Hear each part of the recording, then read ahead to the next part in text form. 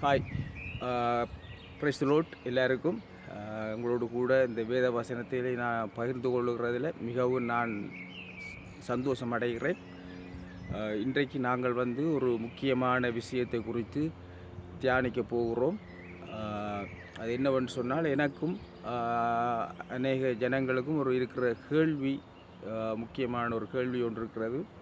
நிறைய பேர் அற்புதங்கள் அடையாளங்களை பெற்றிருக்கிறார்கள் ஜெபம் பண்ணி ஆண்டவருடைய நாமத்தினாலே ஆலயங்களுக்கு போயிட்டு இருந்தாலும் இதயத்தில் ஒரு முழுமையான ஒரு சமாதானம், ஒரு சந்தோஷம் எப்பொழுதும் இருக்கிறது கிடையாது.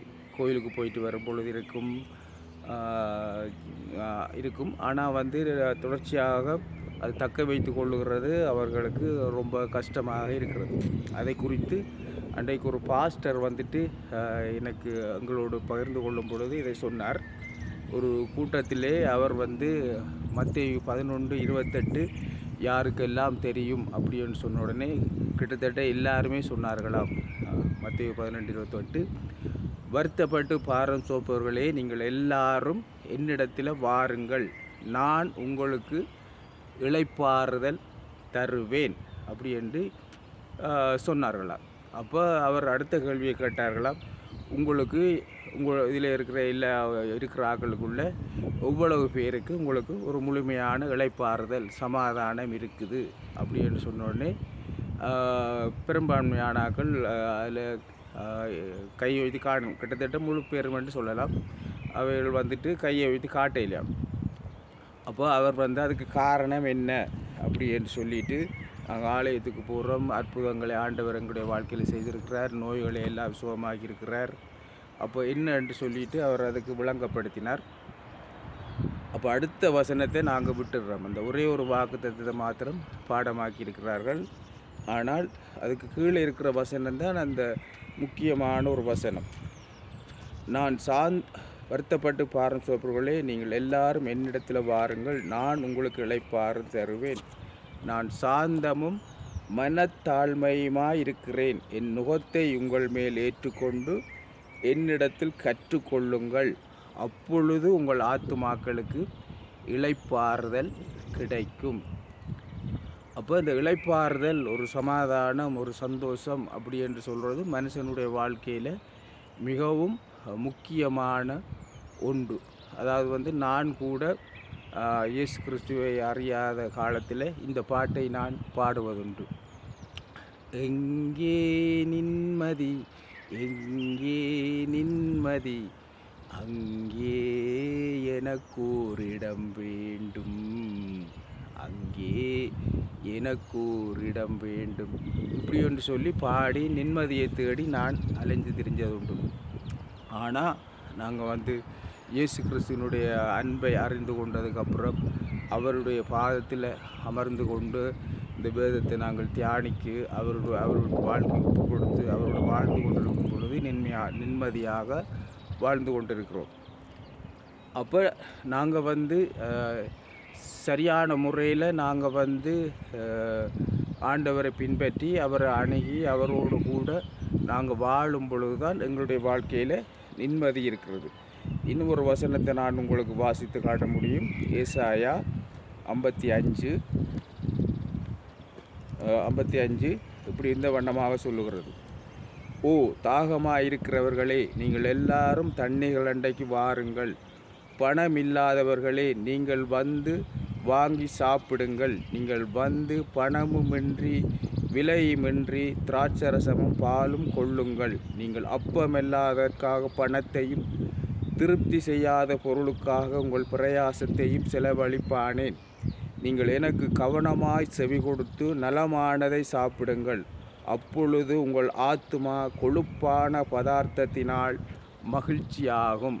அப்போ நாங்கள் எப்பொழுதும் மகிழ்ச்சியாக இருக்கணும்னு சொன்னால் ஆண்டவருடைய சத்தத்தை நாங்கள் எப்பொழுதும் கேட்டு அவரோடு நாங்கள் இணைந்து நாங்கள் செயல்படும் பொழுது தான் நாங்கள் எப்பொழுதும் மகிழ்ச்சியாக இருக்கலாம். உங்கள் செவியை சாய்த்து என்னிடத்தில் வாருங்கள், கேளுங்கள், அப்பொழுது உங்கள் ஆத்துமா பிழைக்கும். தாவீதுக்கு அருளின நிச்சயமான கிருபைகளை உங்களுக்கு உடன்படிக்கையாக ஏற்படுத்துவேன். அப்போ ஆண்டவர் வந்துட்டு நாங்கள் எப்பொழுதும் சமாதானமாக சந்தோஷமாக இளைப்பாறுதலோடு நாங்கள் இருக்கணும் என்று சொல்லித்தான் விரும்புகிறார். ஆனால் நாங்கள் வந்து அதுக்கு இடம் கொடுக்கும் பொழுது தான் அந்த சமாதானத்தையும் சந்தோஷத்தையும் நாங்கள் பெற்றுக்கொள்ளலாம். அநேக நேரங்களில் தேவன் வந்து எப்பொழுதும் அன்பாகவும் எங்களை வந்து நேசிக்கிறவராகவும் எங்களுக்கு உதவி செய்கிறவராகவும் எங்களோடு கூட இருக்கிறார். ஆனால் நாங்கள் வந்து அவருடைய அன்பை அறிந்து கொள்ளாததினால அந்த இளைப்பாறுதலை நாங்கள் பெற்றுக்கொள்ள கூடாமல் இருக்கிறது. அது உதாரணத்துக்கு நாங்கள் பார்ப்போம் என்று சொன்னால், ஒரு பக்தன் இவ்வண்ணமாக பாடுகிறார்: மனித அன்பு மாறி போகும், மாறாத அன்பு இயேசுவின் அன்பு, நிலையில்லாத உலகத்திலே நிலைத்திருக்கும் இயேசுவின் அன்பு, நிலையில்லாத உலகத்திலே நிலைத்திருக்கும் இயேசுவின் அன்பு.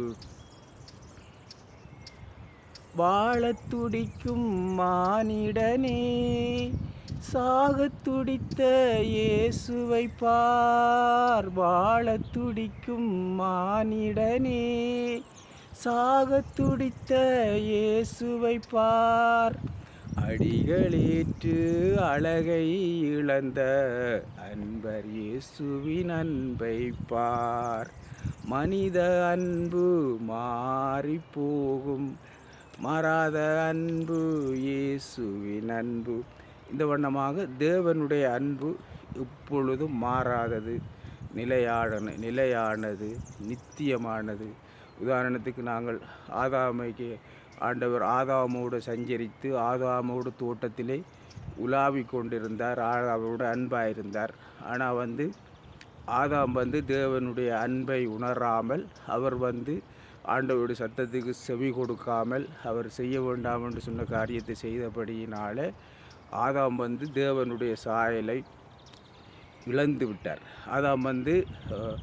ஆதாம் வந்து அந்த நிர்வாணியாக இருந்ததை உணரவில்லை. காரணம் என்னென்னு சொன்னால், தேவனே அவருக்கு மகிமையாக ஆடையாக இருந்தார். அவர் ஒளியாக, ஆதாமுடைய உடல் வந்து ஒளியின் வஸ்திரத்தை தரித்து கொண்டது. தேவனுடைய மகிமை அவரை மூடி இருந்தது. அவர் பார்க்கும் பொழுது ஒளியாக இருந்தார்.